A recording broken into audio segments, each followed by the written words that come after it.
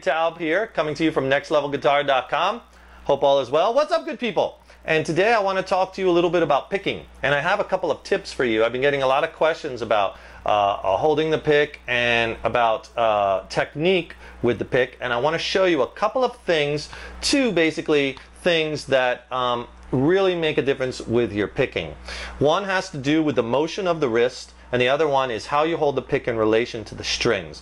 Those are two things that I find students are challenged with or can really improve their picking if they work on these two things. Very critical. So what I'd like to do is I'm going to wheel in up close and I'm going to show you with a real tight shot these techniques. Okay, here I am on a tight shot, on a tighter shot on the neck of the guitar. And one of the things about picking that you want to keep in mind is the motion is really all in the wrist. Okay, this is the motion that you want to get good at. I'll just pick like I'm holding like a C note on the G string at the 5th fret, and I'll start slow. And if you notice my wrist position, if you see my arm is not moving at all, and as I move strings, you see that picking really is all in the wrist. And that motion, it's very economized, and that's what you want to get good at. Now strumming, different. Strumming, I'm using the arm and the shoulder more. But picking is all here. It's all in the motion in the wrist here. So that's what you want to really practice and get good at. And start just with the open strings, slow. Here I'm picking the open D. Here's the open A. Now I'm alternate picking too. Alternate picking is going to take you the furthest, the fastest right now. So use all alternate picking and just go on the open strings. And see the wrist motion.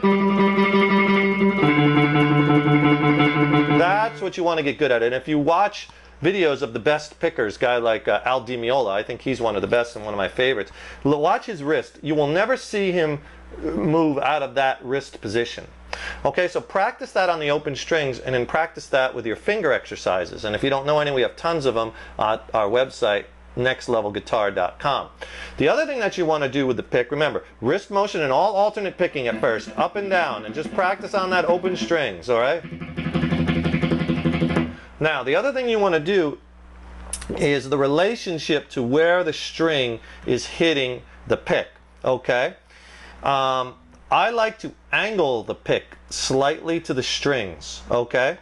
And you'll find that that's going to cut through the strings better and give you more control, and the pick won't get hung up because it's less friction. Now, you don't want to take the pick vertically because then you're not going to get, that's going to cut too much of the tone out. But I'm talking about maybe a slight 45-degree angle up or down. If this is the string, just to give you a close look, instead of picking with your pick dead on like this, I'm talking about angling the pick to the string so it's kind of slicing through.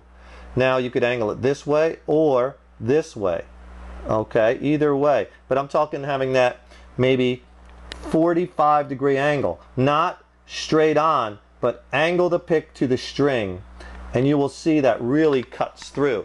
Now if I take you up real close, let me see if you can see this. I'm going to pull back on the pick just so you can see. Now you see I'm not going to take the pick and go straight on the strings because it's get hung up. I take it and I angle it. Now I like to angle it this way. Some of my students like to angle it this way, and that's fine. But try this. You're really going to see a huge difference. Take that pick, angle it to the strings, not at a 90, because then you're not going to hear the note ring out as well. Just take it and slight angle, and it's going to cut through. And the other thing is, when you're trying to pick fast, choke down a bit more. I tend to choke down on the pick when I'm playing a lot of faster scalar single note stuff, and then I pull back on the pick, you know, like maybe here when I'm strumming. So choke down a little bit more, and here's a really good, I'm going to pull back on the pick just so you could see this. Not straight on. See, because I can't even do it really fast straight on, because after a while I get hung up with the friction. But if I try to do it and angle the pick. See the wrist motion? That's what you want to concentrate on. So angle that pick to the strings and all up, down, all alternate picking. And real economy-wise with the wrist movement. Try those things. I think they are really going to help you.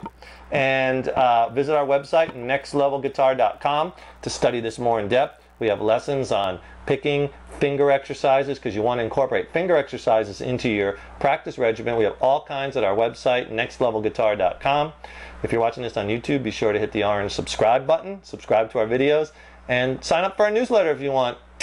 Which you could sign up at nextlevelguitar.com, and then you'll be informed of all the latest happenings at nextlevelguitar.com. Thanks for joining us, and we'll see you in the next lesson. I'm David Taub. Rock on!